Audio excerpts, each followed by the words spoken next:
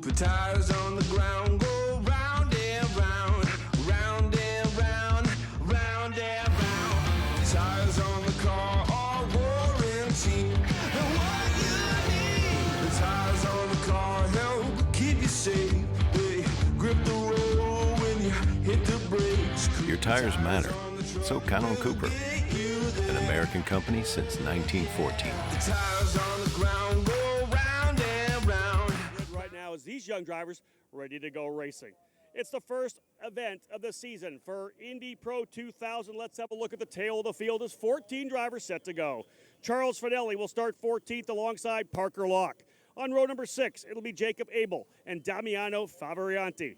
On row 5, it'll be Philippe Dennis in the number 98. And on the inside of that row, starting in the 9th position, Antonio Saravalli. Moving now up to row number 4 on the outside for Exclusive Autosport is Nikita Listoshkin, the veteran in the number 90. On the inside for D-Force Racing, Corey Enders in the number 7. We'll move now to row number 3 on the outside, another Exclusive Autosports driver. In the number 68 from Singapore, it's Daniel Frost, the rookie driver. And on the inside, the Road to Indy veteran, Moises de la Vera in the D-Force Racing number 6. Moving to row number 2 on the outside right now, it will be Stingray ROBB in the Juncos Racing number 2, the driver from Idaho, outside of row number 2, P4. And on the inside, the driver who was so impressive last year in the USF2000 program, resetting the single-season race win record, Kyle Kirkwood out of Jupiter, Florida, the rookie in the number 28 with the Mazda Soul Red colors. He was the scholarship winner last year, taking that scholarship to RP Motorsports Racing, and he will start in the 3rd position. 14 drivers in the field. We'll put 2 on the front row. Off pole, a young driver who was very impressive last year in his rookie season of USF2000 competition from Sweden. It's the number 10 of Rasmus Lint. Lint moving over to Juncos Racing in the number 10 machine. A good qualifying effort, 108.590. Rasmus Lint, P2 on the grid to get things underway. The driver, though, who will start on the pole position today, one of the competitors who was in the championship hunt in the Indy Pro 2000 Championship last year from Red Deer, Alberta, Canada, it's Parker Thompson. Last year, a couple of race wins for Parker. A one-off right now for ABEL Motorsports as he is working with Jacob Abel, who will start in that 51 machine in the 12th position. Of course, a great run for Parker Thompson. Veteran driver here on the road to Indy, a couple of years in USF 2000, number of race wins, and of course moving up last year to Indy Pro 2000. It should be interesting to see how this particular event shakes out. These drivers are a little more experienced than what we had in USF 2000. But again, when you start a season like we do here at the Grand Prix of St. Petersburg, all these drivers with their eye on the prize, trying to win that scholarship, trying to go to Indy Lights, trying to win the Indy Pro 2000 Championship. And it all starts here, and they know a race win will put them in great position to move forward when they look for their next event, which is the road course at the Indianapolis Motor Speedway in May. So again, Charles Finelli in the 83 for Fat Boy Racing, starting 14th alongside the Exclusive Autosport driver Parker Locke. Row 6, Jacob Abel in the ABEL Motorsports, number 51, the rookie driver, alongside Damiano FIORAVANTI, who runs for RP Motorsports Racing.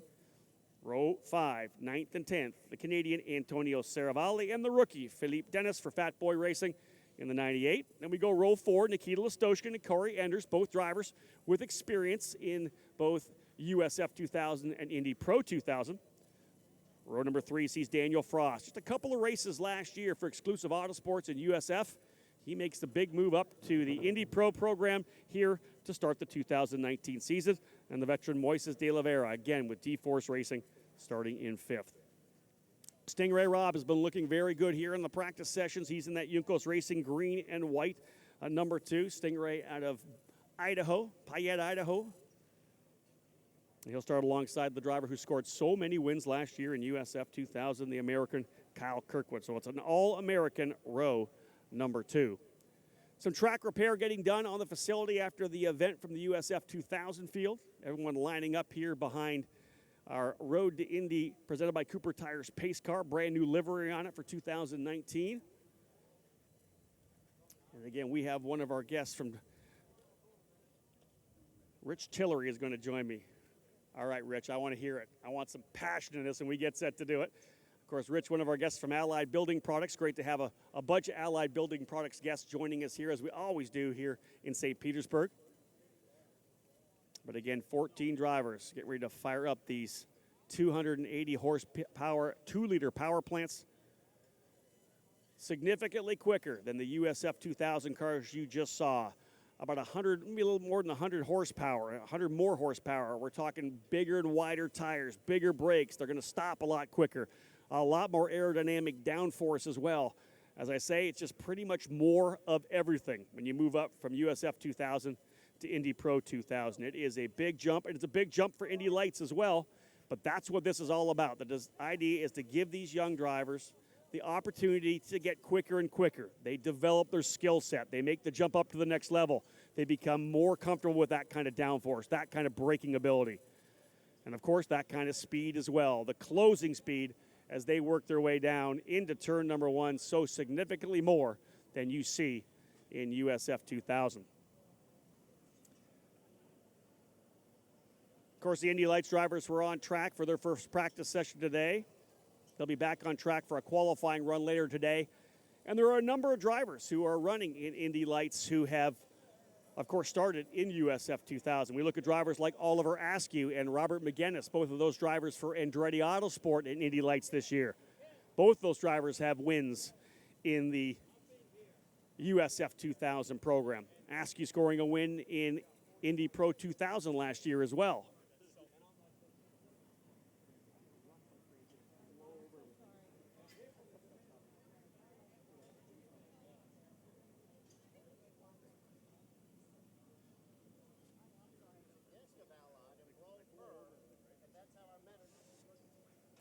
Calm before the storm for our young drivers here. Of course, the umbrellas are out because, as so many of us trek down here from the, let's say, more northern states and Canada to come down to the event, we are very happy to get out of the cold weather down here into the beautiful Florida sunshine. And talk about Chamber of Commerce weather for this weekend. Man, it is going to be perfect for this year's Grand Prix of St. Petersburg. Massive field of drivers in the NTT IndyCar Series as well. Such a thrill to see Robert Wickens back here to be with his IndyCar family as well. I know that he'll be over at the autograph session in the Fan Village at 12:45.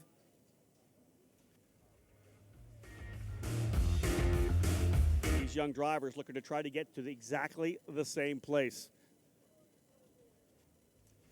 Couple of minutes to go before we fire these drivers up. 3 minutes to go before we fire them up. They've worked their way out here. They were pumped and ready to go, but some track repairs have slowed things up, and that's going to play a little bit to these drivers. They've got to get themselves back into that mental place they need to be to go out into battle here right now. And any of these drivers will tell you, fitness is one thing. It's obviously a huge part of being fast. You see the fitness regimes of the drivers in the NTT IndyCar Series. Well, it's exactly the same for these young drivers in the road to Indy as well. And as they take steps up, these cars become tougher to drive, and that, again, puts the onus on fitness. But not only that, in a situation like this, of course, it's that mental toughness as well. They have to be able to get themselves focused. They are visualizing how they want the start to play out for them. But again, anytime a start does happen, there's so many variables, and they simply need to stay focused and react to whatever does happen on the racetrack. So we were set to go a couple of minutes ago, but again, as you can see, we have safety vehicles working on the track right now, just making sure everything is where it needs to be.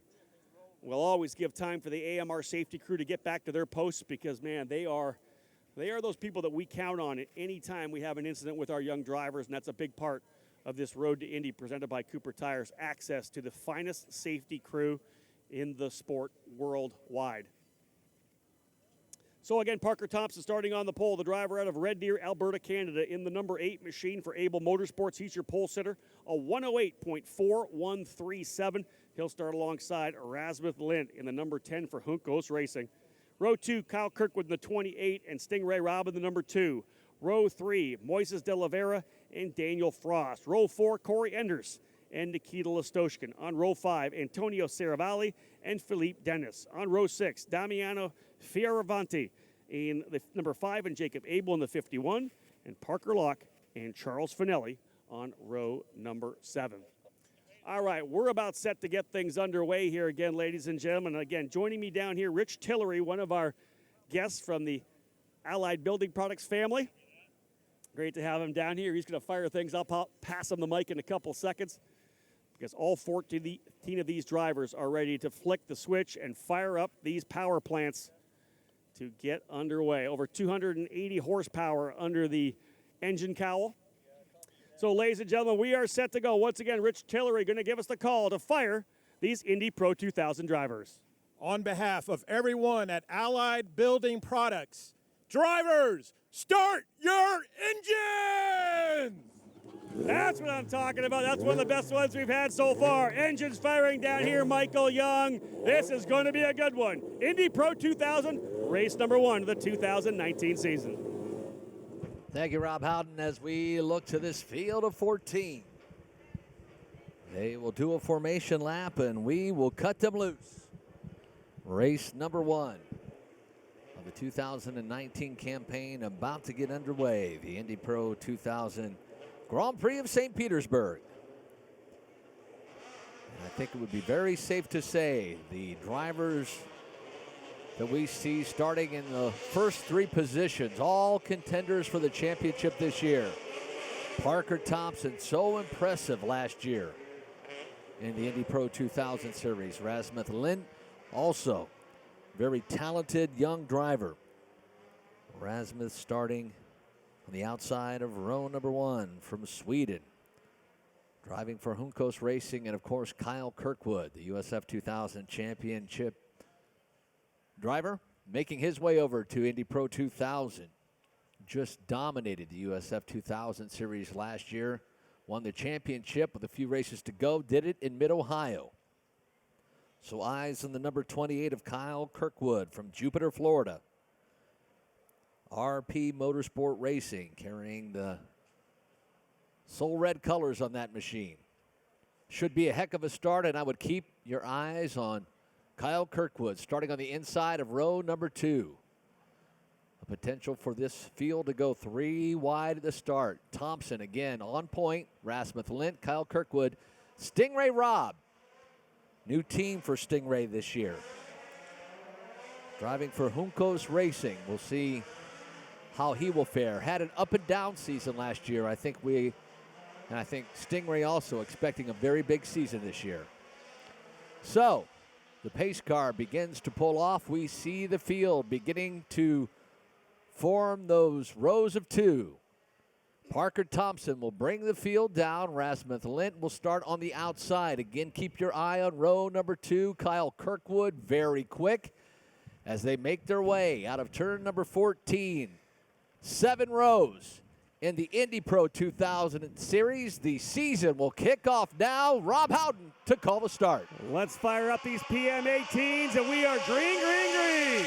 Moises de Oliveira getting aggressive from the inside in the number 6. Parker Thompson trying to hold the position. No, around the outside. They'll work their way through. Turn number 1 and 2. I think that's Rasmus Lind to P1.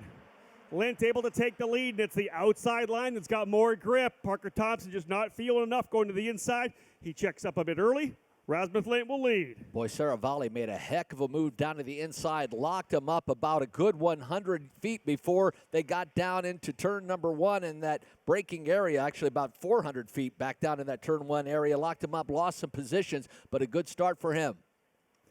I'm watching this battle right now between Kyle Kirkwood and Moises de Oliveira. I think that's 4th and 5th, I believe. Yeah, look at De Oliveira's all over the back of Kirkwood. Kirkwood may have front wing damage. There goes De Oliveira around the outside. Does he get through? Indeed he does. There could be front wing damage for, I thought I saw it flapping there for Kirkwood. That you're going to lose front grip coming into that braking zone. Let's try to keep an eye on that. We certainly would expect Kyle Kirkwood to be on the charge, and for him to lose several positions in this opening lap. Very un-Kyle Kirkwood-esque as he makes his way down the front straightaway. Yeah, indeed. Yep, there it is. Yep.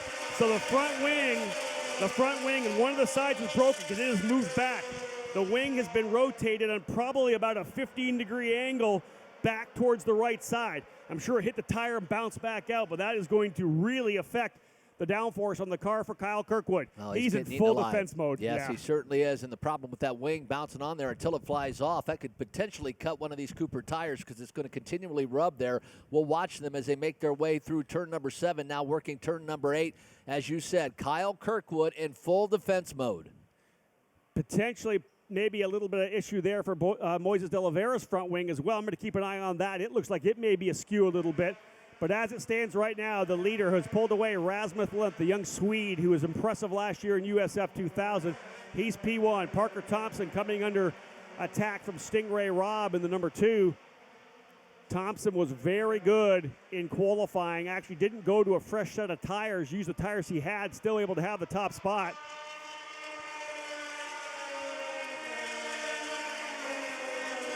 Here they come down. We'll give you the update. It's Rasmus Lindh leading by 1.9 seconds. Parker Thompson in second, but Stingray ROBB right there. Moises de Oliveira now in fourth. Nikita Listoshkin and Daniel Frost have been able to get by Kyle Kirkwood, as did Antonio Serravalle. So the two exclusive Autosports drivers, Listoshkin and Frost, now 5th and 6th. Serravalle, it's a Passero Racing Jay Howard Motorsports Development combo effort. They run now in the 7th spot. Kirkwood's falls to 8th. Corey Enders in 9th. Philippe Dennis for Fat Boy Racing now 10th. Jacob Abel in 11th. Parker Locke in 12th. Damiano Fioravanti in 13th, and Charles Finelli in 14th. Our best battle right now is that battle for the 2nd position. Parker Thompson has it. Stingray ROBB wants it. They worked their way out of turn number 10, now through turn number 11. That's the battle for 2nd and 3rd, and for Kyle Kirkwood to start on the inside of row number 2. He has fallen all the way to the 8th position and is hanging on for everything it's worth. One of the things about these races to remember, Michael, is coming out of the box, you set the tire pressures low. You know they're going to keep coming up. The car is never very good in the opening couple of laps. It's a handful. But you've got to give it to your driver and say, listen, you got to pedal this thing for a couple of laps. It's going to come in on lap 4 or 5, but it's up to you right now. Keep it off the walls and keep it moving forward. And for poor Kyle Kirkwood, he's just hanging on for dear life and doing the smart move, allowing the faster cars to get around him. He walked his way to the outside of the track there, or I should say worked his way to that outside and allowed 2 or 3 cars to get by him, so that will drop Kirkwood probably to the 12th position by the time they come back around. Again, Rasmus Lindh with a good start, getting himself the P1 position around Parker Thompson. Stingray ROBB takes 3rd, and Moises de Oliveira 4th. Nikita Listoshkin 5th. You can be sure right now that Kirkwood is just crossing his fingers for a yellow flag. He needs that yellow so he can come in. They can change that wing out. Otherwise, he's dead stick right now. There's just simply not enough front grip, especially in these cars, Michael. They carry so much corner speed when they roll into turn number 1 and 2. But look at this here right now. Parker Thompson is closing. It was 1.1 seconds. He just made up a half a second. Parker Thompson just made up a half a second on Rasmus Lindh up front. And Parker got a great run. That was out of turns 13 and 14. He was really had about an 8 to 10 car deficit, made that all up coming down the front straightaway. And we've talked about it time and time again. You get a good run out of 14, you can close up a lot of ground, a lot of distance. And now he's about 2 car lengths behind Rasmus Lindh. I think that we're really seeing the drivers that we're going to watch battle for the championship here. You throw, of course, some of these other guys into the fight like a Daniel Frost. You throw Kirkwood back in. But what a good run here right now for Lindh, Thompson, and ROBB. Trouble, of course, trouble for Nikita Listoshkin as well. I'm not sure what happened to Nikita. He was running very nicely in 5th position. He has fallen down to 13th, so not sure what happened to Nikita, whether or not we'll see him into pit lane. But Nikita at this point right now out of the race. So Rasmus Lindh, though, leading by 0.6 of a second. This gap is coming down because Parker Thompson's starting to close in. But so is Stingray ROBB. You can see them as they come down the straightaway. There's your leader. 1st, 2nd, 3rd, 4th on the big screen. And then a big gap back now. Caution. Oh, full course caution. We've got a full course caution on the racetrack. That has to be for Nikita Listoshkin, you would think. We saw Kyle Kirkwood, who dropped all the way down to the tail end of the field. Listoshkin also there. Yeah, being told Listoshkin into pit lane here, Michael. No, indeed he's not. Someone told me he was into pit lane. He's not in pit lane. Well, we had a timing and scoring issue. They have Listoshkin now moving from dead last to 5th. So a timing and scoring issue. Ah, indeed. So let's see the reason for the caution as we check our video monitors and try to find the car that's brought out this caution. We're not seeing anything here on our screens, Michael. Let's have a quick look at the top 10 while we kind of reset. Rasmus Lint with the lead, Parker Thompson second, Stingray Robb third, Moises de Oliveira fourth, and still Nikita Listoshkin in fifth spot. We looked at our live timing, and he had fallen down to the tail of the field. You thought that maybe he was the one that brought it out. Then timing resets, and Listoshkin finds himself back up in fifth. Or actually, we find him back up in fifth. Daniel Frost right behind him. Saravalli in seventh. You have to wonder if there was potentially some body work on the racetrack. And I would say is that potentially Kyle Kirkwood. That wing finally came off somewhere and laying in the middle of the racing surface. Kyle fell all the way back to 14th. We see the AMR safety vehicles working the course. They're down in turn number 3 right now. So a full course caution, potential for debris on the circuit as we have no cars that have come under duress here in the field. Well, Michael, we're still full course caution. The pace car remaining on the racetrack. I would expect that we're going to see Kirkwood come down pit lane here pretty soon without a wing. So Kyle Kirkwood, car number 28, started on the inside of row number 2. The field making their way down the front straightaway. Now, only 13 cars on the racetrack. Yeah, I don't see Kirkwood anywhere. And I can't. Out of the race. And from where we are on pit lane, I can't see him here on pit lane anywhere, so I don't. Well, we have some safety vehicles. When we look back into out of the exit of turn number 3, we're looking back now on your video screens from turn number 4 back to turn number 3, and there on the inside, you see the AMR safety crew. The field now making their way around the outside, potentially Kyle Kirkwood. Michael, one of the things we've seen before is when you have a wing like that hanging off, it'll become dislodged and get under the front wheels and not allow you to continue on. Well, we were watching our timing and scoring monitor, and the last time around, there is a screen where we see all of the cars in their positions on the track, and they had Kyle Kirkwood and his position right at the exit of turn number 3, and then it went away. So guess being that it is Kyle Kirkwood and the fact that we have 13 cars still working the circuit. Working to unravel the mystery here of our yellow, and indeed Kirkwood would be the guy you'd think with the issue he had with the front wing. It likely popped off, and whether they're on the track or underneath his car, we did go full course yellow nonetheless, so that restacks the field. So for the USF2000 series, Alex Barron falls to last, and now Kyle Kirkwood contact. Not nearly as dramatic of a situation as Barron's, but certainly not what he had hoped for in race number 1 of the season. Yeah, again, the champion last year from USF2000. He has the Soul Red Mazda colors with a scholarship that allowed him to move up to the Indy Pro 2000 program. My guess is the AMR safety vehicle coming down pit lane will have a passenger by the name of Kyle Kirkwood aboard as they take the ailing number 28 racing entry. That RP Motorsport racing entry, was it there on the hook? Yeah, the wing was still on the car. You could see him go through there. The wing, and we'll get another shot of it here, Michael, coming through. The wing's still on the car. We're going to get a really good shot of it here. I don't see any major damage. You can see the wing damage on it. I don't see any damage. Out a little bit. Nonetheless, the 28, not the way they wanted to see it come back.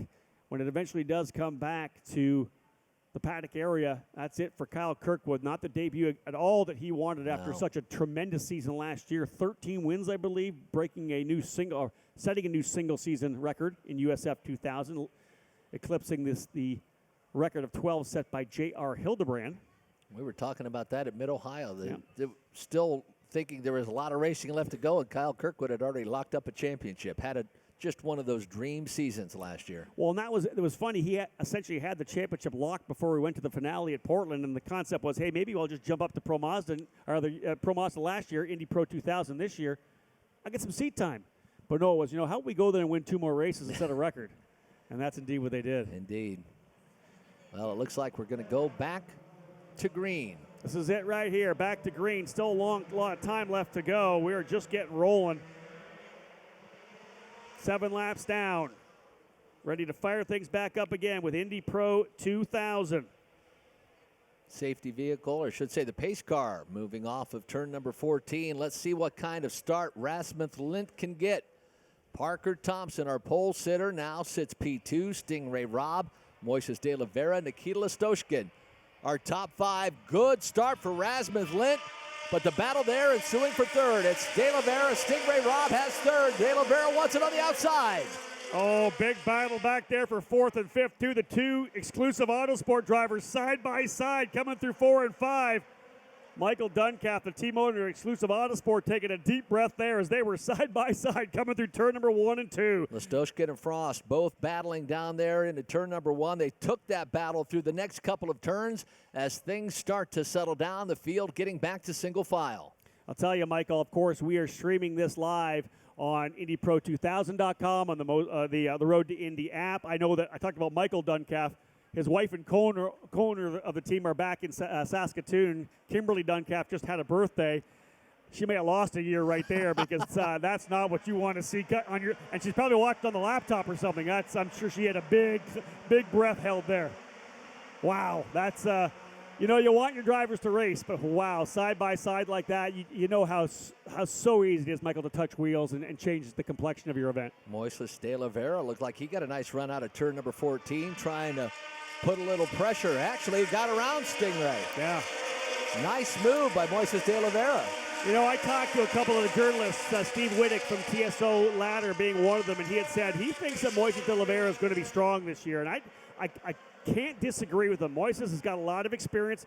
He's done the F4 NACAM Series in Mexico. He did USF2000. He dabbled with some Indy Pro 2000 last year. He lost 20 pounds in the offseason to get back into the shape he needs to be if he wants to challenge for a championship here. So kudos to Moises de Oliveira and the D-Force Racing number 6 now to P3, getting by Stingray ROBB. Now, we're only one race in, but Stingray ROBB, boy, hustling that car out of turn number 8, but really has done a good job in this opener thus far. Last year really struggled a little bit. New team with Juncos this year, and so far, fingers crossed, looks like he has matured a little bit and is running a good race. I think he's feeling like more part of the Juncos family. You know, and he's in there. He's part of this whole crew. And I'll tell you one thing about Stingray. He's a very consistent driver. He's got a really good head in his shoulders. He won't make that dumb move. He's the guy that would give it up if he had to, but he is up into the slipstream right now. He'll pop to the outside of De Oliveira. It is going to be Stingray ROBB deep onto the brakes to turn number 1, trying to roll the outside, side by side through the corner. Here they come back over to turn number 2. Book it. Stingray ROBB back to P3. That is hard to take over a position there in turn number 2. He had that advantage at turn number 2, but to hold that line and to get around to get back into position into turn number 3, that was a great pass. Yeah, let's call that textbook. Getting the run down. You know you have better grip on the braking. You're able to roll the outside of that corner, and that has brought Daniel Frost and Nikita Listoshkin from 5th and 6th right onto the rear wing now of Moises de Oliveira. Every time Stingray ROBB comes out of turn number 8, the back end steps out on that car. He is pedaling it for everything it's worth. And you know he's going to work on the roll bars too. He's trying to get that car to set exactly like he wants right now. It's just trying to get it exactly perfect, trying to settle down the front. If the rear end's stepping out, the front might be gripping just a little too much. Well, a nice battle shaping up front. Parker Thompson and Rasmus Lint. Lint has the lead. Parker Thompson wants to get that position back, starting on the pole. Now a 3-car length disadvantage for Parker Thompson as he starts to look to the inside of Rasmus Lint. Draws up on the rear wing and turn number 1. He rolled right up on the wing, as you said. Here's a pass further back. We're going to move for that, I think, the 3rd or 4th position. That was for 4th. Daniel Frost trying to get to the inside of Moises de Oliveira. Not sure if it's stuck or not. Here they come out of it. There's 1st and 2nd. Here comes 3rd. Again, 1st and 2nd coming through Lint and Thompson, as we'll follow them through these corners 4, 5, and 6. There's the 2 of Stingray ROBB. Indeed, Daniel Frost is by. Daniel Frost in the 68 has gone to P4.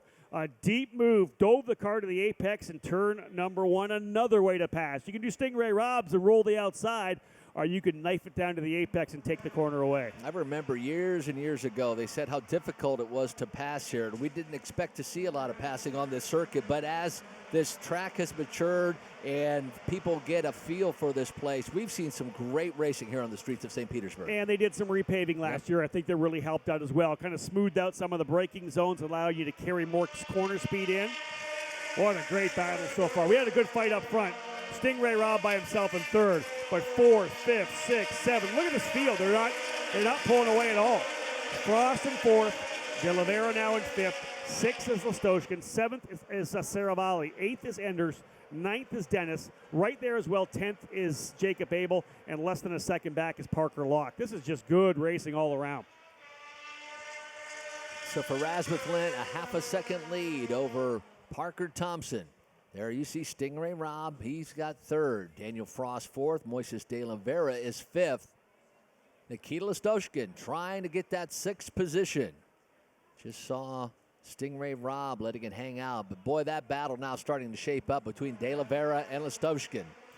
Michael, we have a 25-lap race or 40 minutes. That's the time limit. We're going to just cross the halfway point this next time by the stripe. It'll be 13 down, 12 to go. Still well within the time limit. These guys have been going and driving very well. We're watching Parker Thompson and Rasmus Lint as well. Last time by, Lint about a 10th quicker. Parker's just keeping up the pressure right now. Lint in only his second year in the program for Parker Thompson. This is year number 5. Here comes Daniel Frost. Frost will look at the inside. That is Daniel Frost to the inside, trying to get by. They're side by side. Frost trying to roll around the outside, and he's got it. Daniel Frost to P3. The Singapore driver goes to P3. I like that move. I believe that was Listoshkin de Oliveira. I thought that was the battle further back. I think that's the battle further back. I love it. Listoshkin had been hounding Moises de Oliveira out of turn number 14 and got a great run, made that move, as Robert said, down on the inside.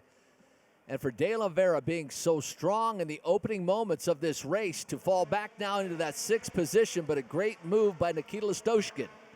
Lynn Thompson, Stingray ROBB all by himself in third.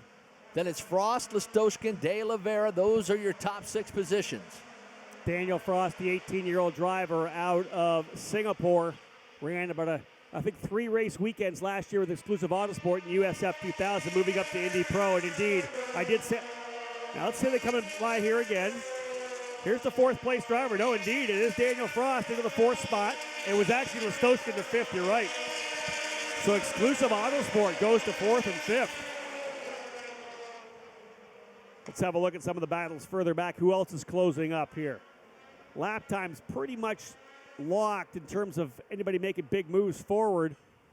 Stingray ROBB, 2/10 quicker than the leaders last time, but he is 3.3 back. And he's kind of in cruise control right now, has that podium position locked up. Frost, as though we have been talking about, Daniel had made up some ground, it looked like last time, just visually on the track coming down that main straightaway, but teammate Nikita Listoshkin making up some ground as well. Rasmus Lint, Parker Thompson, that is the battle on the circuit right now.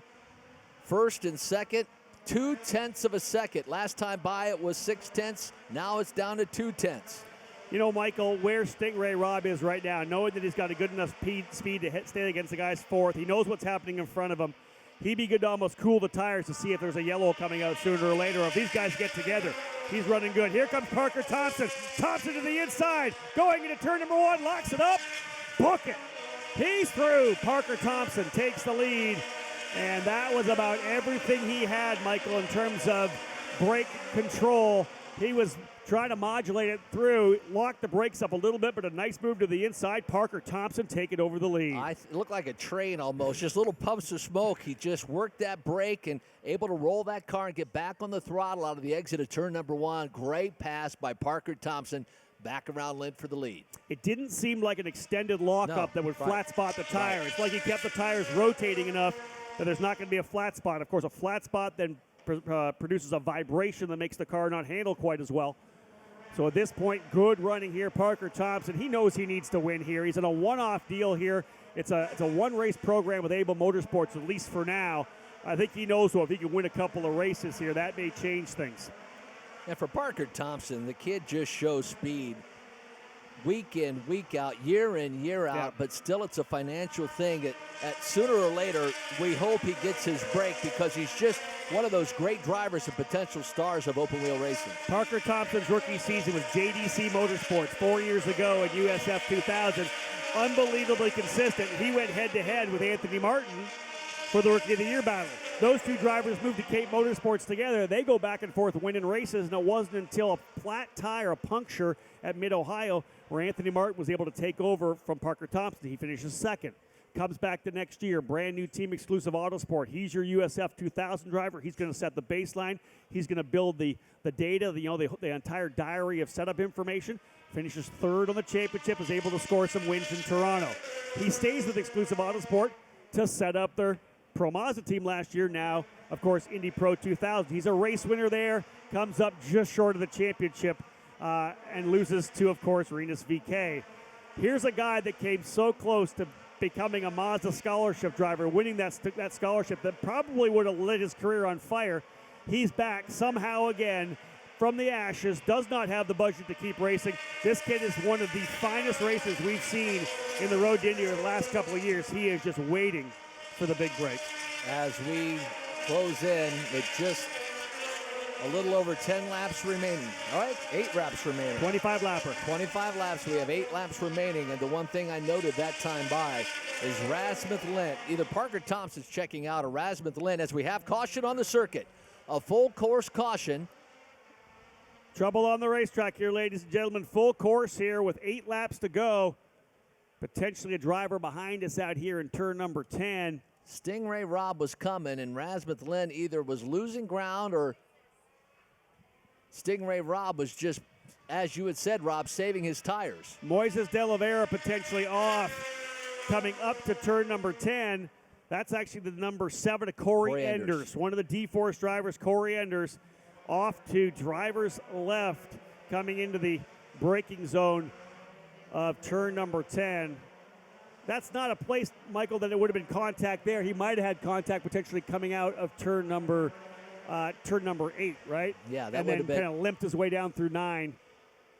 Because that's pretty clean through there before the entrance of 10. There's really no, and like we had been talking about Stingray Robb letting the car hang out. If you swing too wide, you could flatten that left side of the car, and you carry so much momentum out of that corner, you can limp it down. Certainly in a safer position for the cars that were at speed before we went to caution. So Corey Enders, the reason for our caution. Let's have a quick reset for you. Parker Thompson took the lead a couple of laps ago with a really nice move down to the inside of Rasmuth Lint. Barely locked up the tires, kept them rotating, and was able to pull away. Had a pretty solid little advantage of about a second and a half, Michael, over those 2 laps. Pace car will, of course, end that along with the full course yellow. Rasmuth Lint still runs in second. Stingray Robb was at that point starting to close up on his teammate Lint. He had got within, I think, 1.1 seconds. Stingray, I think, may have had a chance to reel in Rasmuth, but they run now 1-2 as everybody resets. We cool down the Cooper tires. Daniel Frost has been putting on a show. He and Nikita Listoshkin have been coming forward. Daniel Frost, just love watching him work his way up here. Started 6th, now runs in the 4th position. Nikita Listoshkin capping off your fast 5. Moises de Oliveira now 6th. Antonio Serravalle in 7th. Philippe Dennis in 8th. Jacob Abel 9th, and Parker Locke rounding out the top 10. Damiano Fioravanti in the RP Motorsports number 5, 11th. And Charles Finelli now 12th. Kirkwood out early, as we said, on lap number 3 with that broken wing, and then whatever it was that took him out in the end. And now Corey Enders with just 9 laps to go for him. Lap 16 done and out. So we reset, Michael. 18 laps now. I don't know if we're going green this time by. I don't think we are. No, we are. No. Looking here, right? Oh, they want single file. I thought the flagman was pulling that green flag up. You got me excited there for a second. Dude, I looked up and said, here we go. And, of course, our pace car driver, who may or may not be Oliver Askew. I heard something about that. Oh, really? I didn't get a confirmation. That could be Askew driving the pace car right now. Well, then that would have made sense while we were going back to green, because Oliver would drive the pace car and take on the rest of the field. Yeah, he would most definitely not want to pull in. Right. Because I like leading these races. So, again. Let's talk about what we have here. So, Rasmuth Lint had all that pressure for Parker Thompson, 5-6 laps in a row. Cooked the tires. They were getting really hot. Parker gets around, starts to check out. Now Rasmuth was coming back into the clutches of Stingray Robb, his teammate, Now everybody gets a chance for these Coopers to cool a little bit. Did Rasmus save enough? Did he use them up? Did Stingray Robb, obviously in cruise control in third, did he save enough? And now Frost and Listoshkin actually have an opportunity to make a charge here in the closing laps. My opinion is that Parker Thompson's probably quicker. I think the only reason that Rasmus Link got around him at the start is the fact that Parker was on the inside on pole. There was more grip on the outside and more braking capability on the outside. He was able to get around the outside. And then, of course, Parker, the veteran driver that he was, put the pressure on, then made the move on lap number 15. I see Parker now as a single file restart. If he gets a good enough jump, he'll stay to the outside. He won't defend to the inside if he doesn't have to. He'll want to get that good jump and be good to go into turn number 1. Well, You think the Rasmus Lint's going to dive down to the apex? I think Stingray Robb's going to dive down to the apex, get around Lint, and then chaos could ensue. Obviously Stingray Robb has got a good car, and I think he's been saving those tires. It'll be interesting to see if he can get around his teammate for second. But Parker Thompson, indeed, command of this race as we go set to go back to green. Green flag indeed flying again. Here's a great start for Parker Thompson. He'll roll about 8 kart lengths all the way down into turn number 1. An 8 car length lead feisels down into about 4. Shrinks right down. 4, but he's good enough to go and get out of turn number 1 and 2. All he needed was that 1 car length coming out of turn number 1 and 2. And he indeed has it. Clean restart, though, Michael, through the first complex of corners. Been very impressed with these drivers in this race. They've all driven very smart races, not conservative. We see some passes, but a very clean race, and it's that maturation of that second year on the road to Indy. All the drivers doing a great job, but Lentz starting to try to put pressure on Parker Thompson, but Stingray Robb is right there. I was just going to say, Rasmuth was going to be able to have that focus forward. Now not so much. He's got his teammate behind him, Stingray Robb, already on the podium, but don't give up on Daniel Frost here yet either in the exclusive Autosports number 68. He would love to give that team a podium and get one for himself as well to kick off this season. 20 laps in the books now when they came back around to get that green flag. There is 5 left. There'll be 4 as Parker Thompson, the Canadian, brings him across start-finish. No real battle right now in terms of being able to make a move into the braking zone. But I think, Michael, it's more that everybody's kind of settled in. You see them according, the accordion effect when they come into the braking zone. But right now, everybody's seeing what they've got.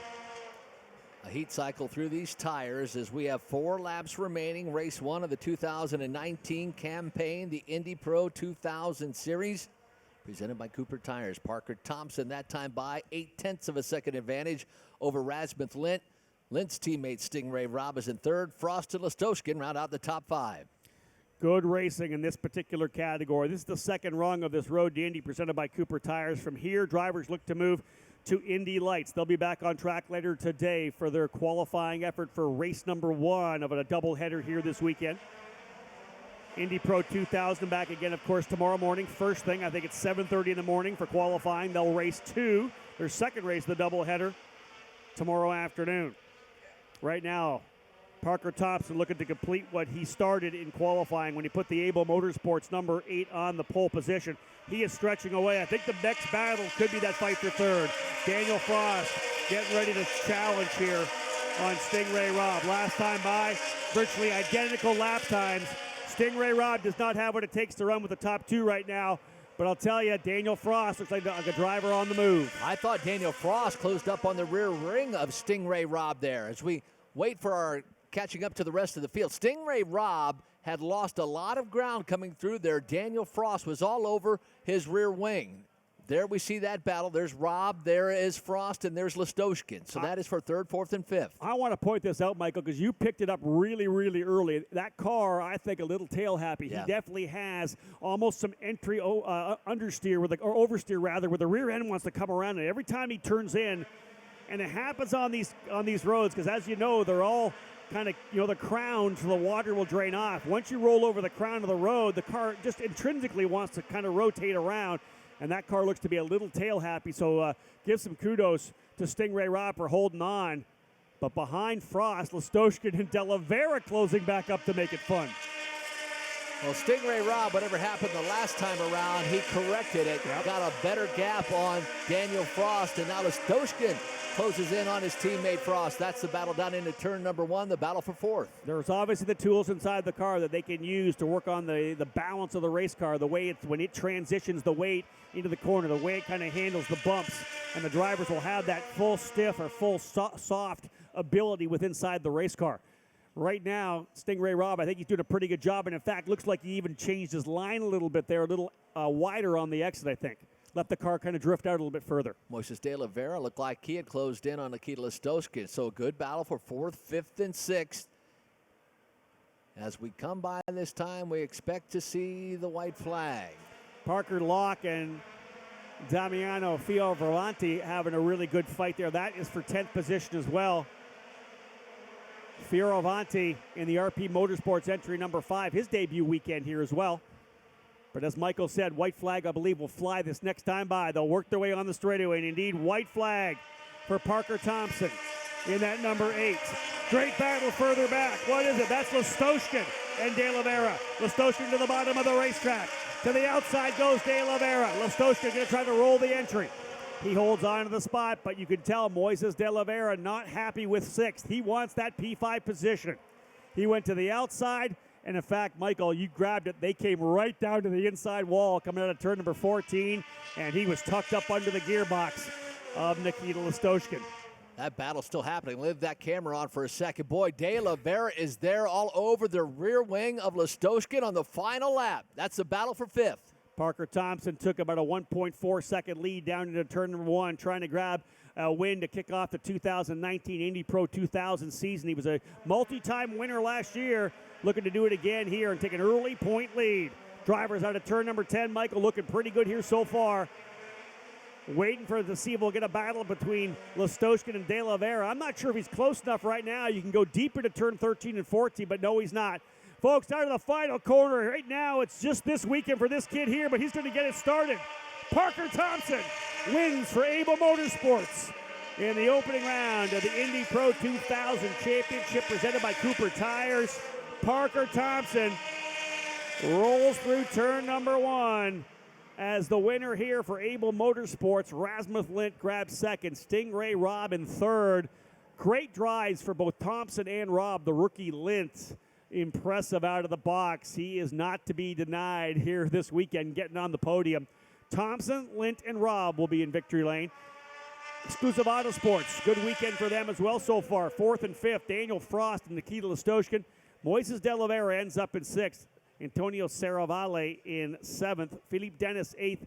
9th is Jacob Abel and Parker Locke rounding out the top 10.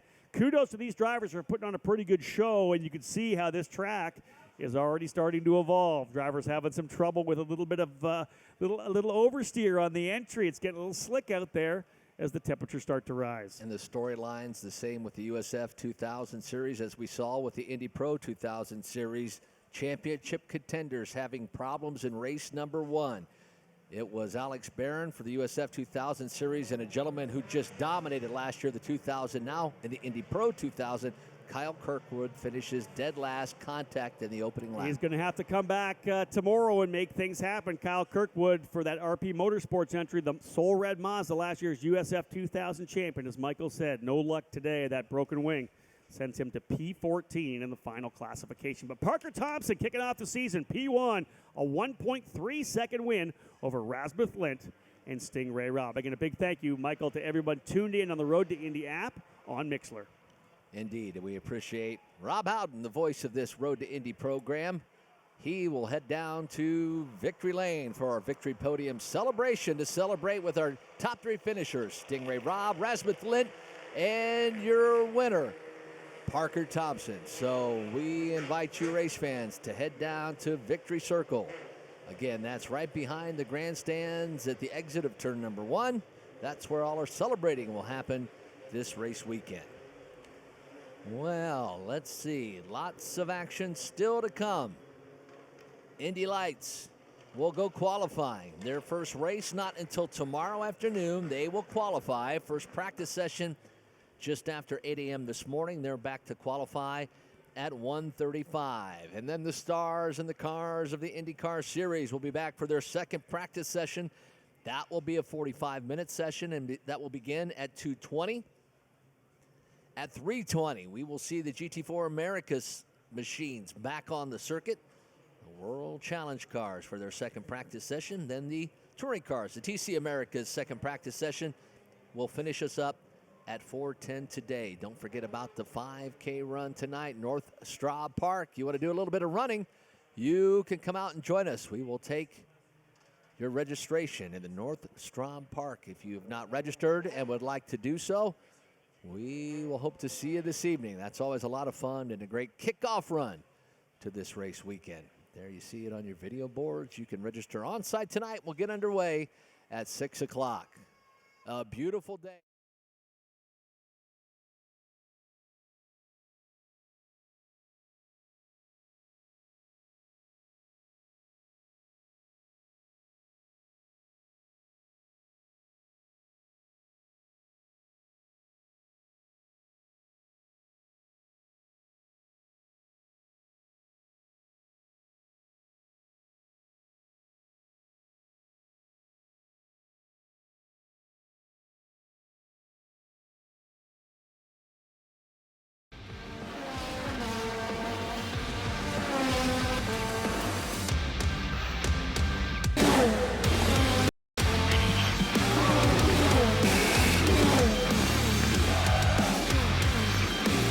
That's Franzoni, and it is Thielens.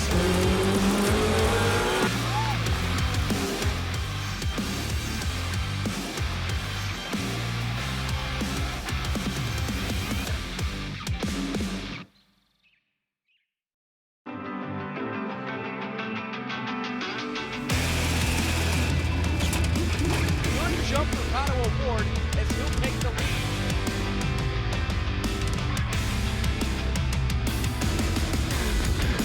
As Colton Herta scores the win at the Indianapolis Motor Speedway.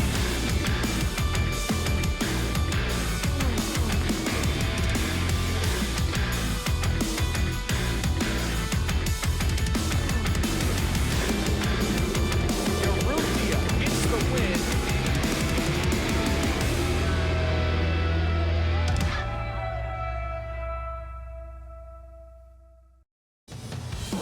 Green, green, green!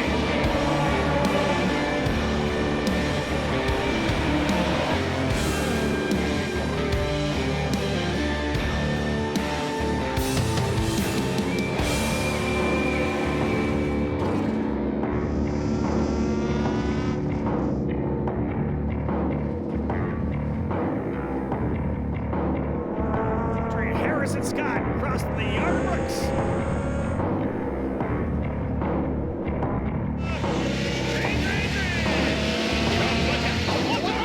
Huge wreck.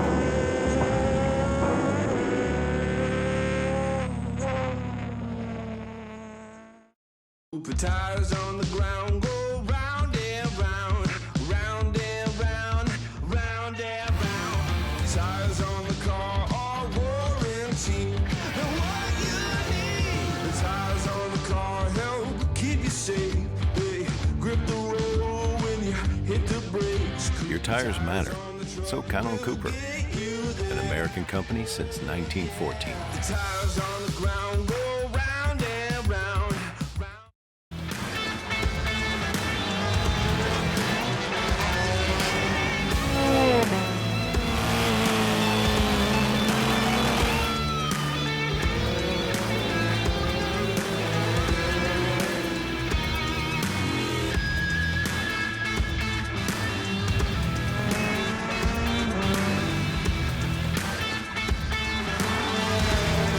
Nothing. Kyle Kirkwood, victorious at Mid-Ohio.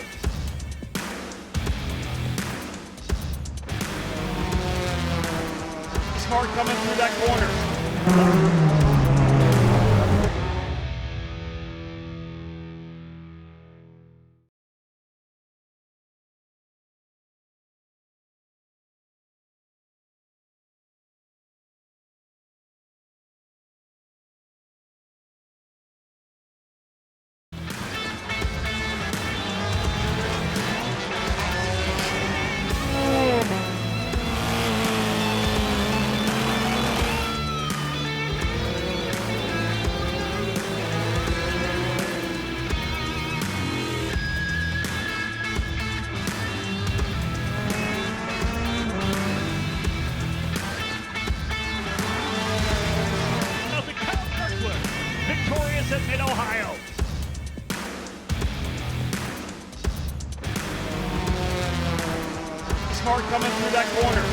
Good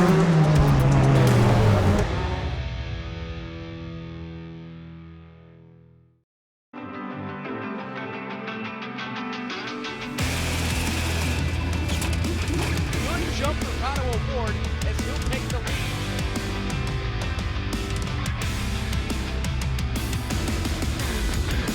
As Colton Herta scores the win at the Indianapolis Motor Speedway.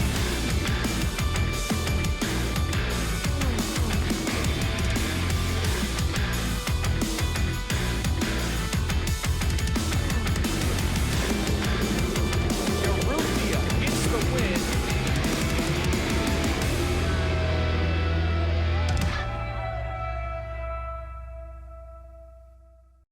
Put tires on the ground, go round and round, round and round, round and round. Tires on the car are warranty. And what you need, the tires on the car help keep you safe. They grip the road when you hit the brakes. Your tires matter. So count on Cooper, an American company since 1914. The tires on the ground go round and round.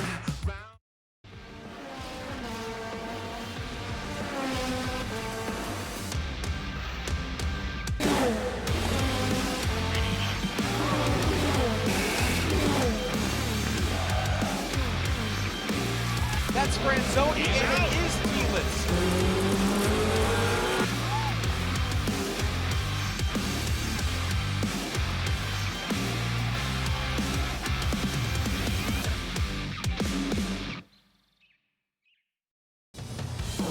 Green, green, green!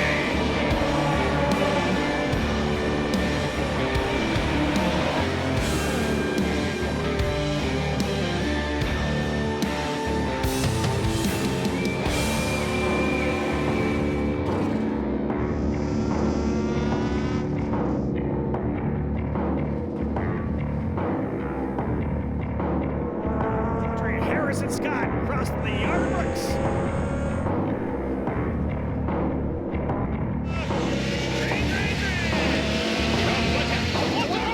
Huge wreck.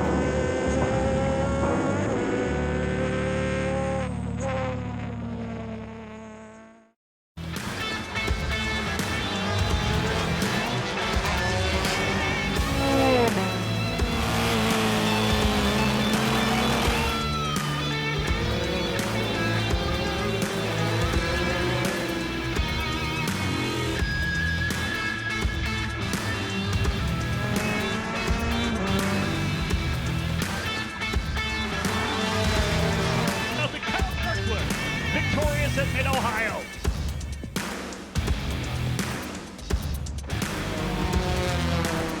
Smart coming through that corner.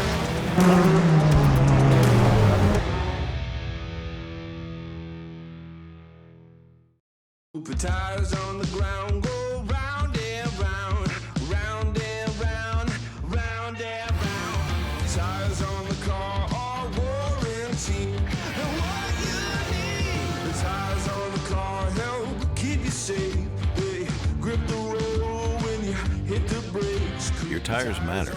So count on Cooper, an American company since 1914. The tires on the ground go round and round.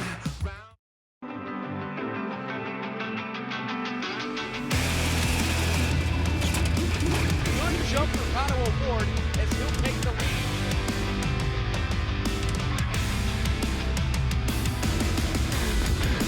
As Colton Herta scores the win at the Indianapolis Motor Speedway.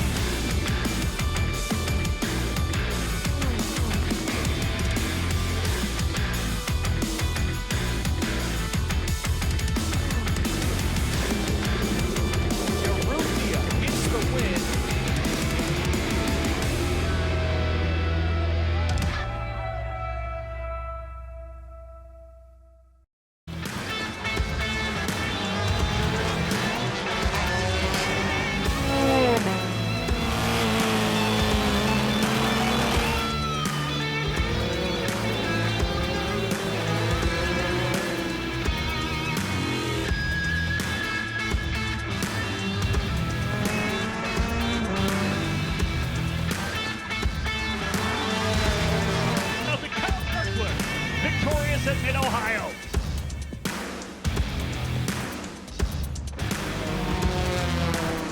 Smart coming through that corner.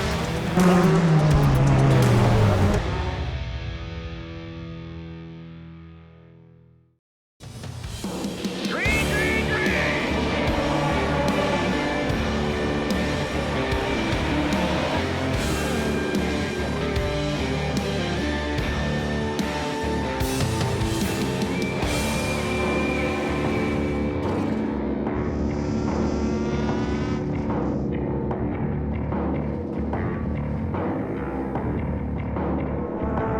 Harrison Scott across the yard bricks.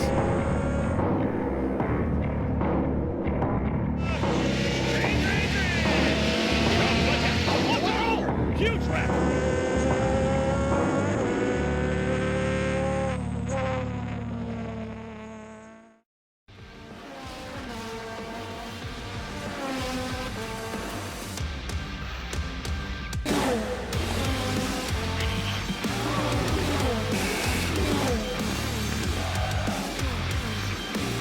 That's Franzoni, and it is Telis.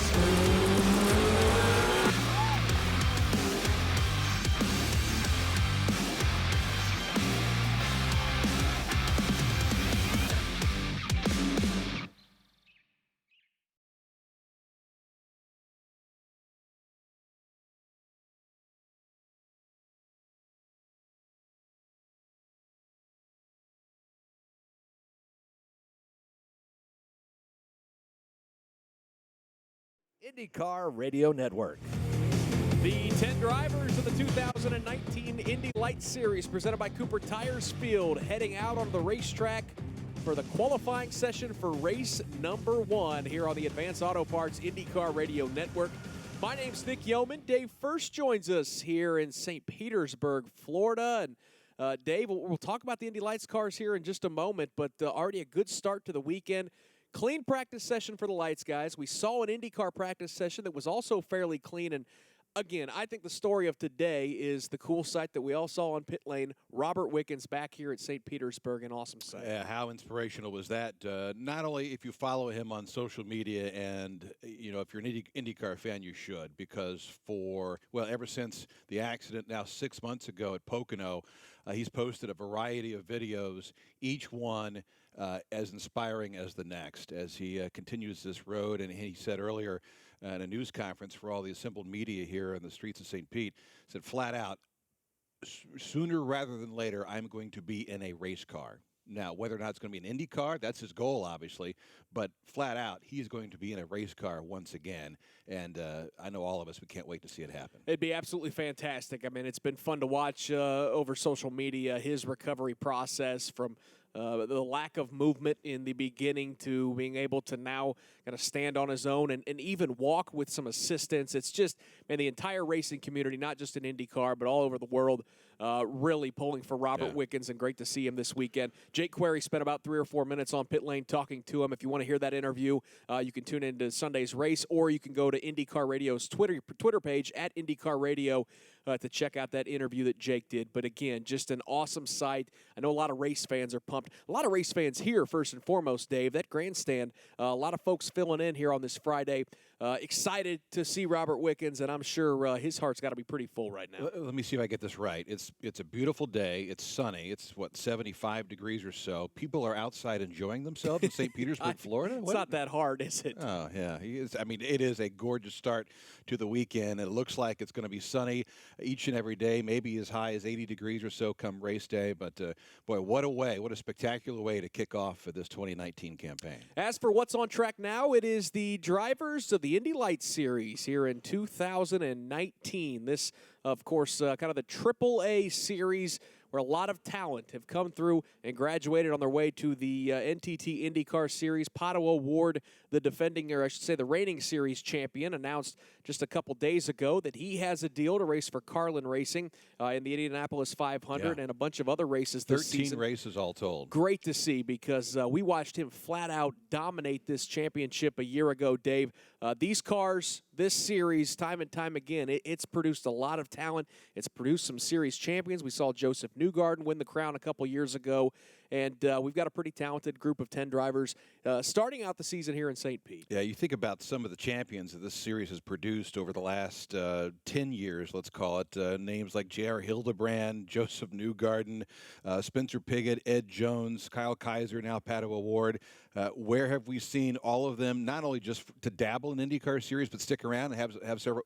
They've all advanced. These champions have all moved on to the NTT IndyCar Series. And the champion this year will have that opportunity with that $1 million scholarship that has not gone away despite some of the sponsorship changes this year. So that scholarship money is there. The fact that you're going to have an opportunity to qualify for next year's Indy 500, that's still out there. And something obviously that Pato Award is going to take advantage of with Carlin Racing, not Harding Steinbrenner, which is what we thought maybe a couple months ago. Had a chance to catch up with Pato on pit lane during the IndyCar practice session. And, man, he just sounds so relieved to put all of this behind him.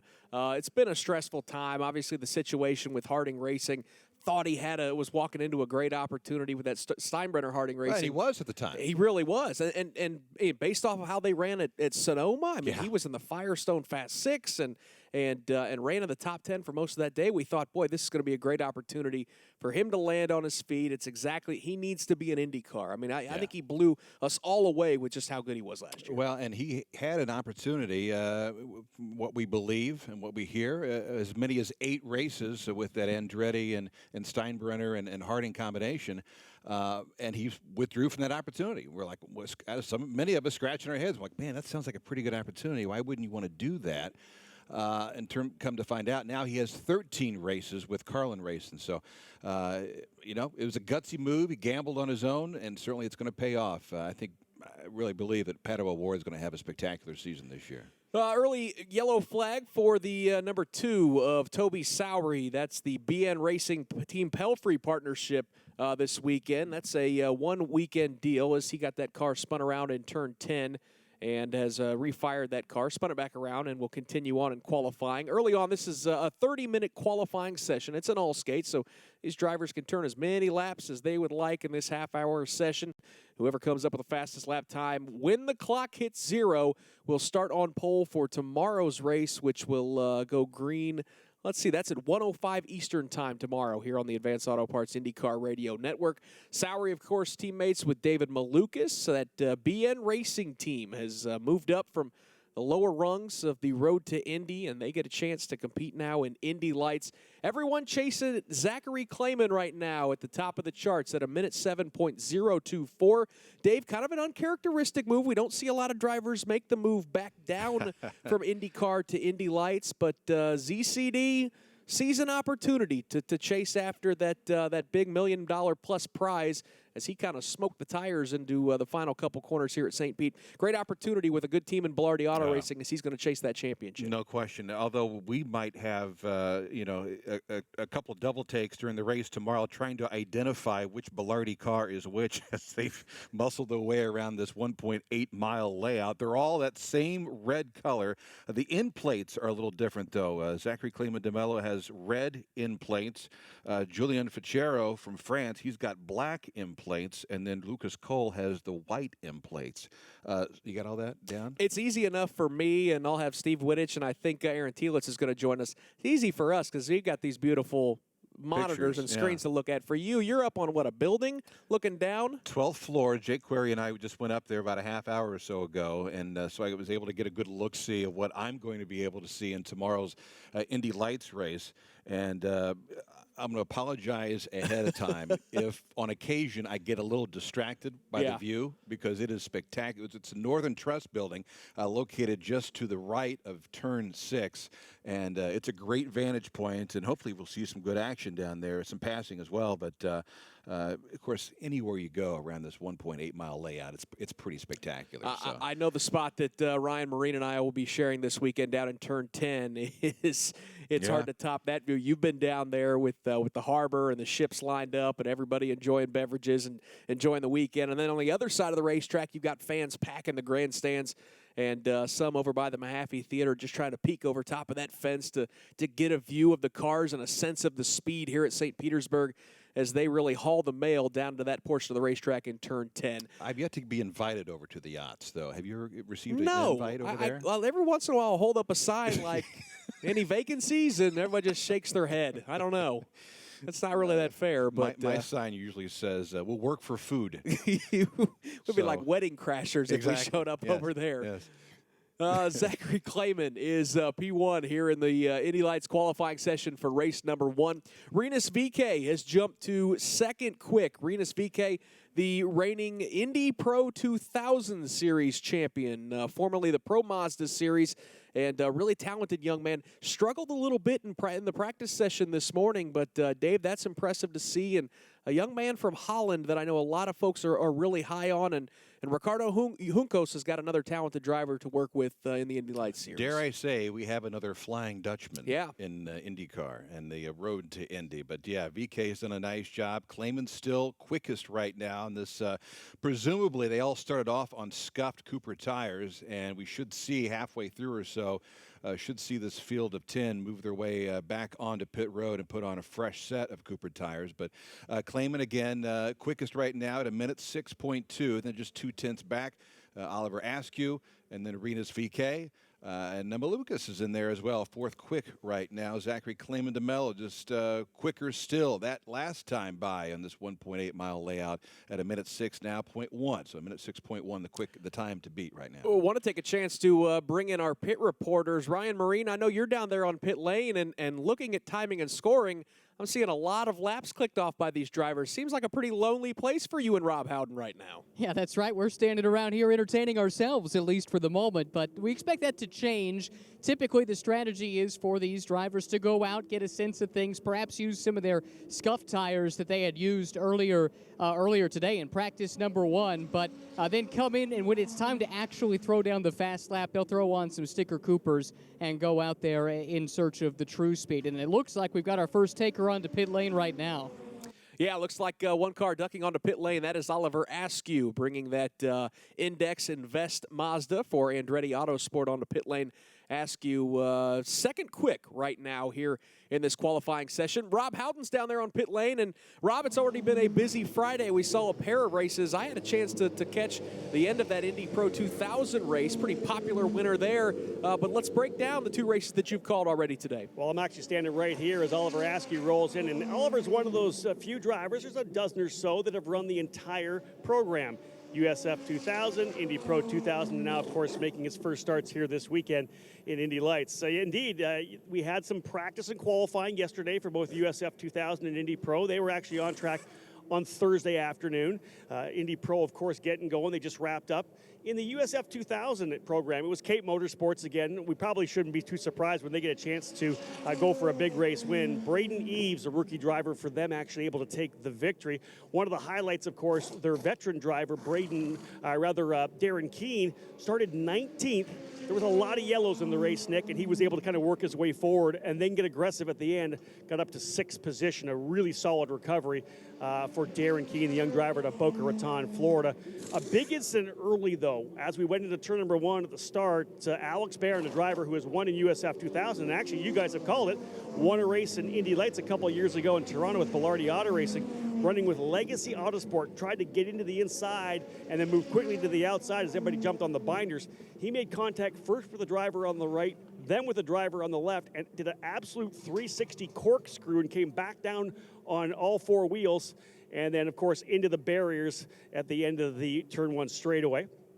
Being told right now is an update on track. Lucas Cole into the barriers. We'll update you on Lucas when we get a chance. Interesting, though, guys, in the Indy Pro, because I know you guys have watched them a little bit. You guys do have a little look at USF2000 and Indy Lights when you can, but you guys all know this name, Parker Thompson, who has been so impressive over the last number of years. The Canadian driver who finished second last year to Rinus VeeKay just came up short from winning the scholarship that would have put him into this Indy Lights program here in 2019. He's on a one-off. He just does not have the budget. They were able to put a one-off deal together. He's racing with ABEL Motorsports, a brand new team, essentially setting the benchmark for them, giving them all the data they need to be able to have their primary driver, Jacob Abel, work his way up the grid. Well, it was a pretty solid start. Rasmus Lint, who was a top driver in USF2000 last year, took the lead early, but Parker Thompson just hounded him all race. With about 7 to go, he ducked to the inside, locked the brakes up just a little bit into turn number 1, but he came out with a big victory. And you know, Nick, it's one of those things where there's so many drivers here who are absolutely on a shoestring budget, maybe not even budget alone. Maybe it's just somebody helping them out and giving them an opportunity. It's all about capitalizing on those opportunities, and Parker Thompson continues to show why he is so good both in the race car and out of the race car. As you said, a very popular winner in Indy Pro 2000. Yeah, well, I think we've all enjoyed getting to know Parker Thompson over the last year or so. He's been in the booth and done a fantastic job with us with some of the Indy Lights coverage. And, boy, I'd love to see him out there, but hopefully they can find a way to get him in one of those Indy Pro 2000 cars for some more races this season. As, again, Rob details, he goes out there and wins the first race of the season. We saw Lucas Cole get into the tire barriers. His teammate Julian Falchero has now missed the entrance of turn number 10. Ryan, that number 5 machine, though, for Lucas Cole, the young Brazilian driver, is now in front of you on pit lane. Yeah, it looks like both of the Bilardi cars actually got away with something you don't see very often, and that is have a problem around the streets of St. Petersburg. These walls are awfully imposing, and there's not a lot of room for error around this place. Taking a look at Lucas' car, and it looks like aside from just a slight scuff from the tire barrier on the white front nose cone of this Lucas Cole machine, he got away completely unscathed out of that situation, which is a good thing. And it's a busy weekend and a good weekend for the Bilardi Auto Racing guys. They had an announcement earlier today. They're going to be back at the Indianapolis 500. Brian Bilardi continuing to assist with a special one-off effort for James Davison. He'll be partnered up with Dale Coyne Racing this year. So exciting things all around. 3 cars in Indy Lights, and also the announcement about the Indy 500 involvement for Bilardi, which is all well and good. Hey, Rob, you got an update? Yeah, I think you're probably going to see much of the same thing in your side. And guys, you guys up in the booth, be ready because it's sticker tire time. They've put the new Cooper tires on all 3 of the Andretti cars here. The Evo number 48 for Ryan Norman. They got the front cowl off the car of Robert McGinnis, the Palo Alto Networks number 27 machine. They're going to make a little work done here on the front of that car. Doesn't look like any work at all for Oliver Askew. They looked over some of the data. They put the fresh rubber on for him, but no changes at all. Balance of the car pretty good, and fresh rubber going on. The 2 drivers still in pit lane here for Bilardi Auto Racing, Zach Klayman, and of course, as we said, Lucas Cole as well. Falchero will be in a bit. We'll see if he goes for rubber.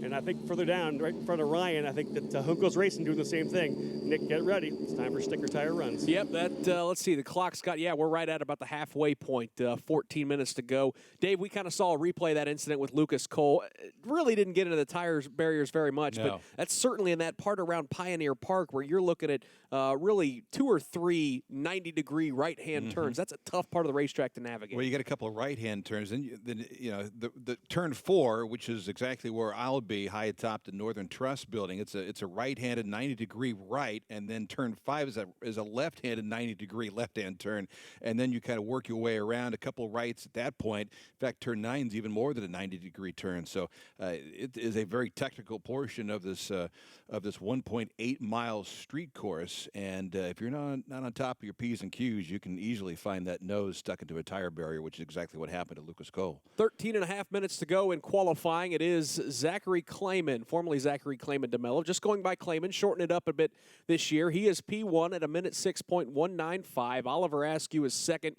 Renus VK third. David Malukas fourth. Toby Sowery is in fifth. Ryan Norman sixth fastest. Julian Falchero is seventh.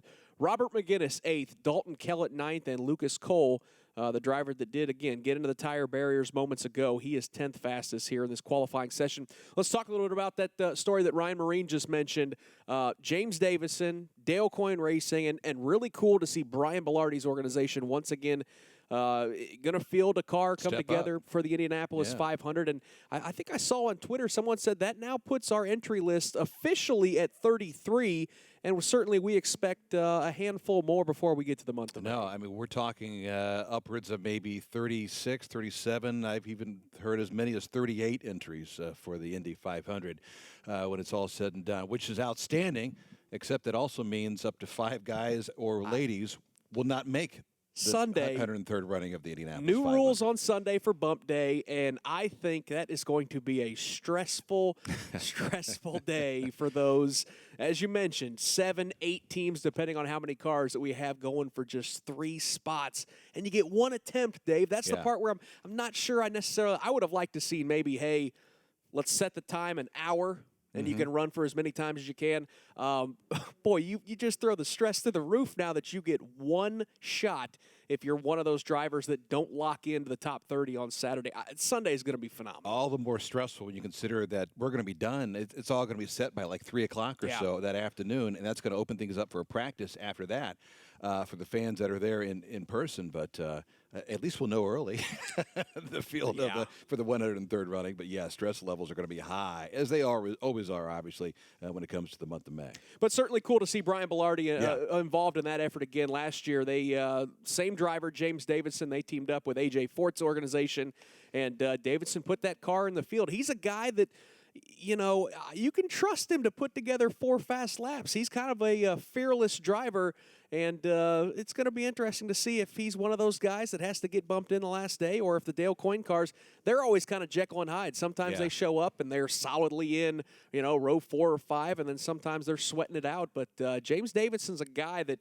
you know he's going to stand on it. I guess that's the point I'm trying to make, Dave. Well, that's the thing. When you've got that many, though, at the end, okay, yes, you might be able to at least think that, okay, maybe this person may not make the race, or this person may not, but there are going to be some pretty big names, I think, that are really going to be struggling to get into the Indy 500 in May. At this point last year, wouldn't James Hinchcliffe have been a lock to make the field? I mean, nobody saw that coming. So it's pretty, I mean, I kind of went into last year, no disrespect to the Juncos cars, but I thought, man, it might be a struggle for those guys to make the field, and they were solidly in, I think, row 5 or 6. So you just never know who's going to hit it, who's going to miss it.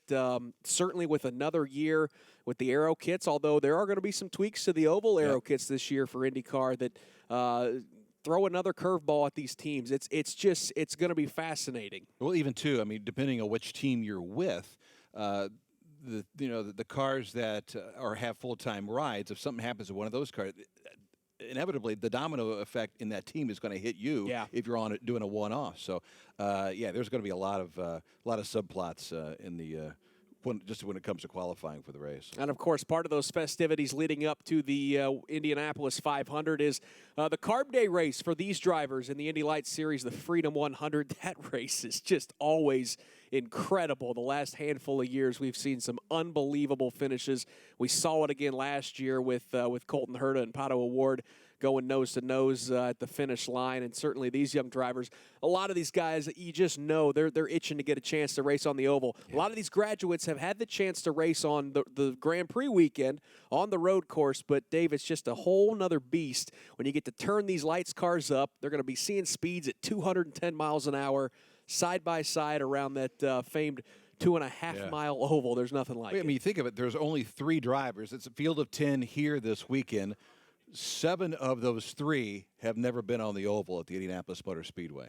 So you throw that into the mix, should be a lot of fun for that Freedom 100. 8.5 minutes to go here in qualifying. It is still Zachary Clayman at the top of the charts, Oliver Askew second, Renus VK third, David Malukas fourth, and Toby Sowery fifth as we check back in once again with Rob Howden. Yeah, Nick, just to cap it off down here on pit lane, the crew members have done their jobs. The engineers the same. There's really not much more they can do. Some minor changes made to Julian Falcero's car for Bellardi Auto Racing. The other 2 drivers doing nothing, but they may look to be like a rear toe adjustment to the car of Falcero. Interesting, the last drivers to come on to pit lane and the last drivers to come off of pit lane, that new team, BN Racing. Of course, the guys who have been here before, Andretti Autosport, Juncos Racing, and Bellardi, all in and back out. Bryn Nuttall held his crew and waited. The 2 drivers just sitting there. They probably waited for a couple laps. I think they know when they want these tires to hit, where they are in terms of fuel load. We'll see what happens when they get back out. But they were at least a minute and a half later and taken to the track. And Dave, Rob and I kind of talked about this a little bit this morning, that new BN Racing team that's moved up. They've got David Malukas as the full-time driver, Toby Sowery with this Team Pelfrey partnership. That's a 1-weekend deal. they're holding their own so far in this kind of debut weekend, as Malukas is right there, fourth quick, just about 0.3 of a second off the pole, and Sowery's right behind him in fifth. That's hard to do this day and age in racing. Yeah, absolutely.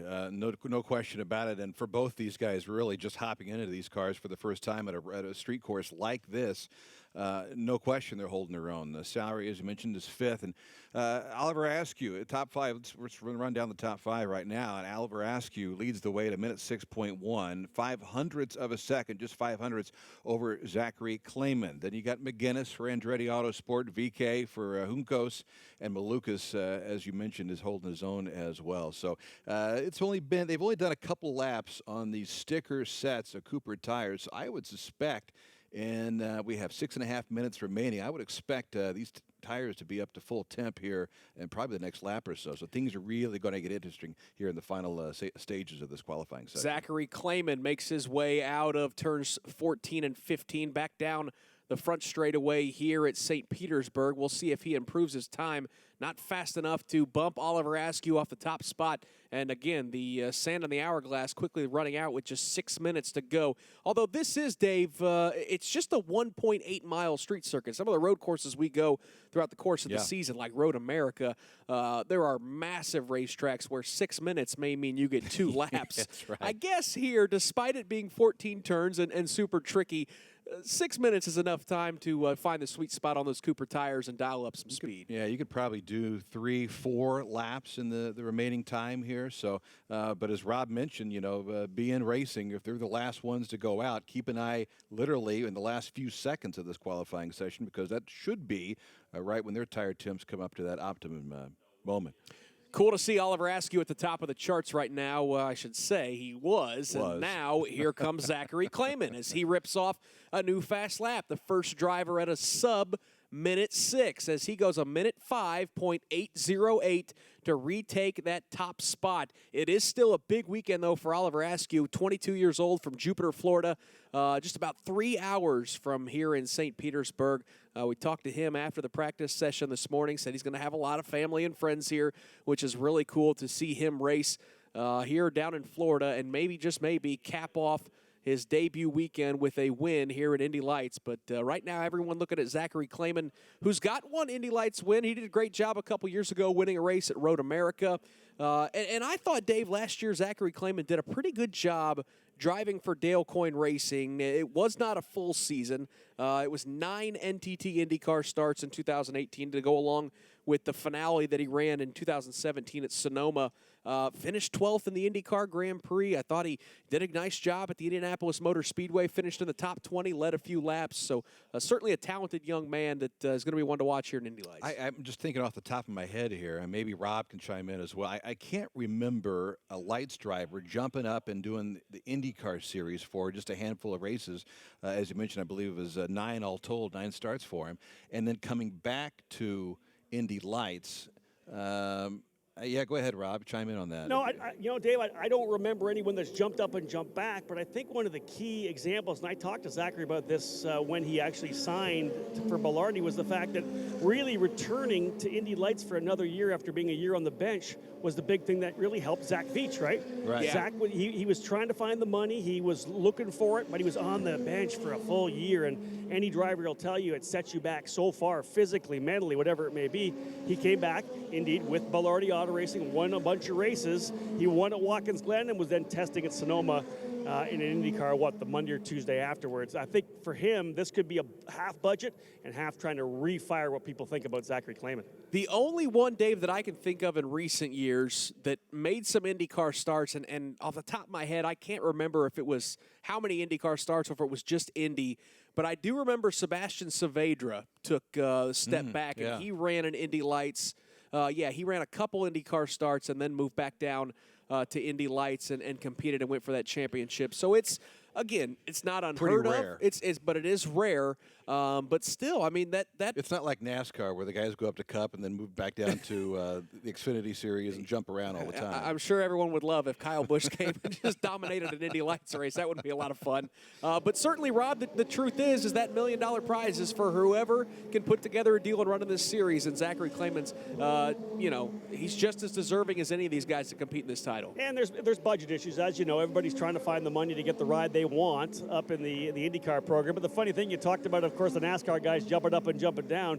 We came really close that one year to have James Hinchcliffe run the new Dallara right. IL-15. He wanted to run. It was going to be the finale. It was the year that he got hurt. He really wanted to run. It didn't happen, but we almost went NASCAR here in Indy Lights. Back to further down pit lane to Ryan Marine. Just to clean up what we were talking about with Sebastian Saavedra, thanks to racingreference.info, I've got the answer for you, Nick.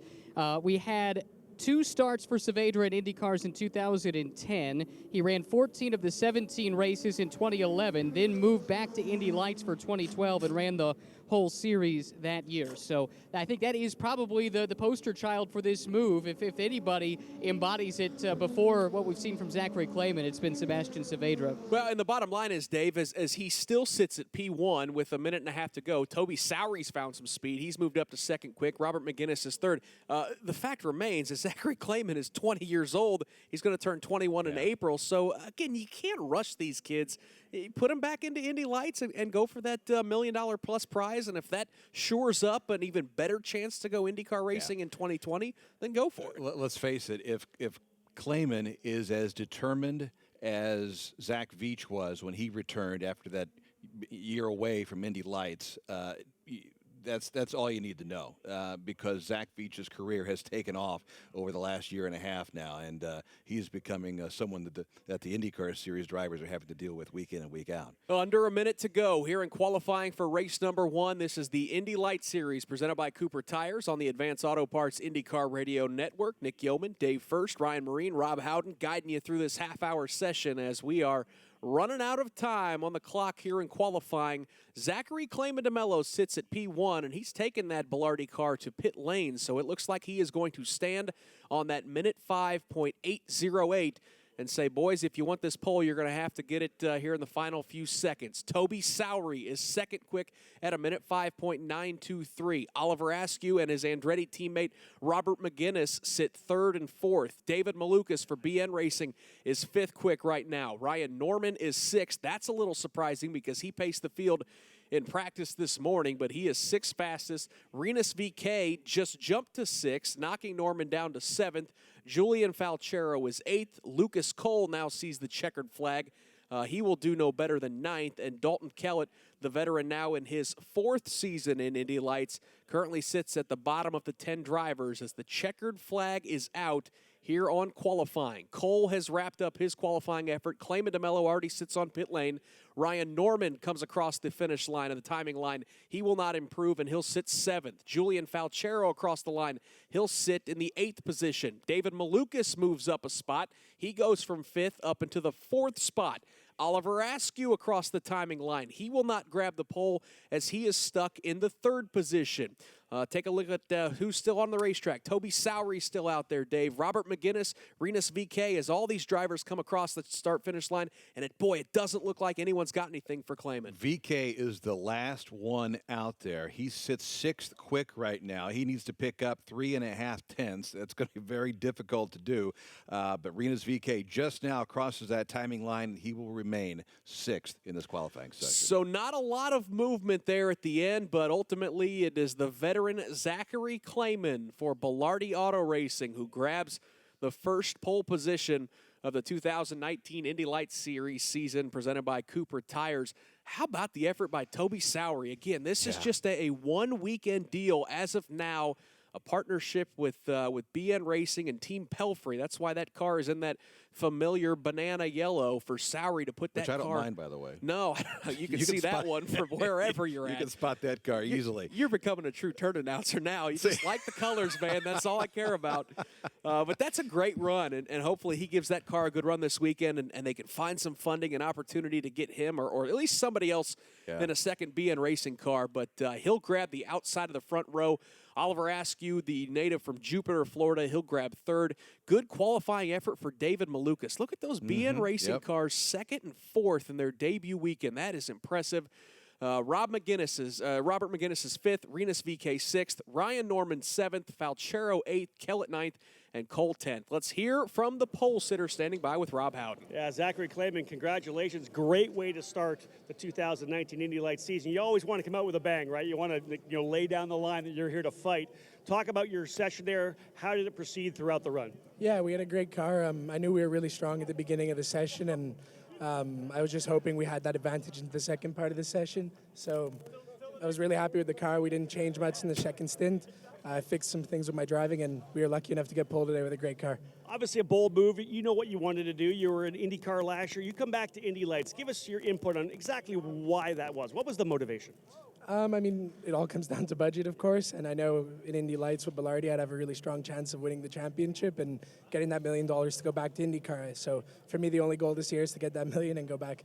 You seem unbelievably focused. In the offseason, you've worked out hard. You hit the boxing ring as well. Can you talk a little bit how you've raised your game totally from front to back? Yeah, this has probably been one of my best off seasons so far. I was lucky enough to train with a lot of athletes from different sports at my gym in Montreal. So I got to train with them and push myself to what every different athlete's doing, and I think it benefited me a lot. Zachary, congratulations. Thank you. Zachary Clayman on the pole position for Bilardi Auto Racing. Ryan Moraine, very impressive, but you're standing by with a guy who finished P2. No kidding. I think very happy to be P2 as well. Toby Sowery outside of the front row for race number 1. I got to imagine this is like drinking out of a fire hose here this weekend. What has it been like as you're trying to get acclimated to the car, the series, the team, everything?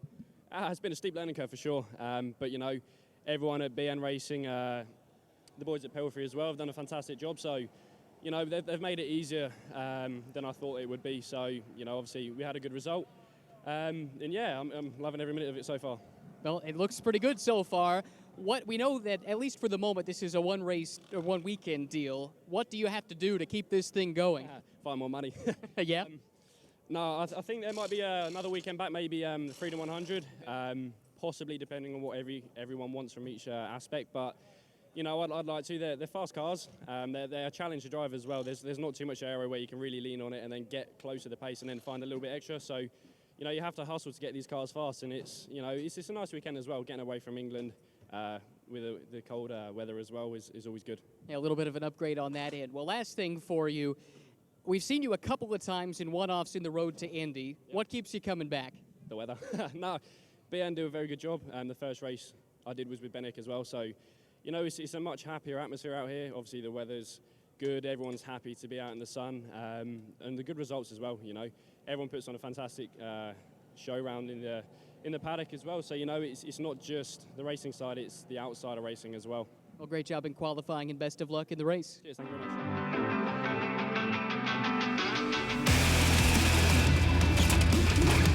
Jumper Auto Award as he'll take the lead.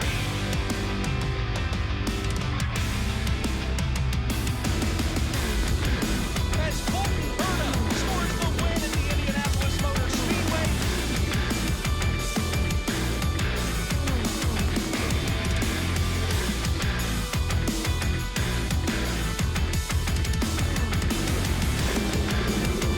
Urrutia gets the win.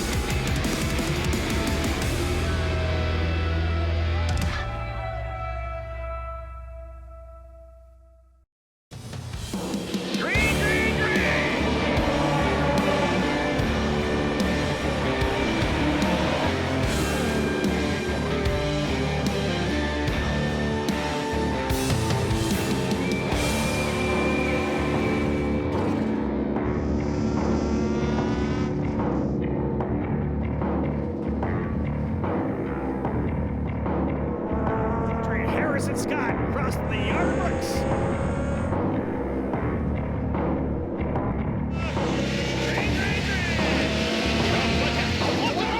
Huge wreck.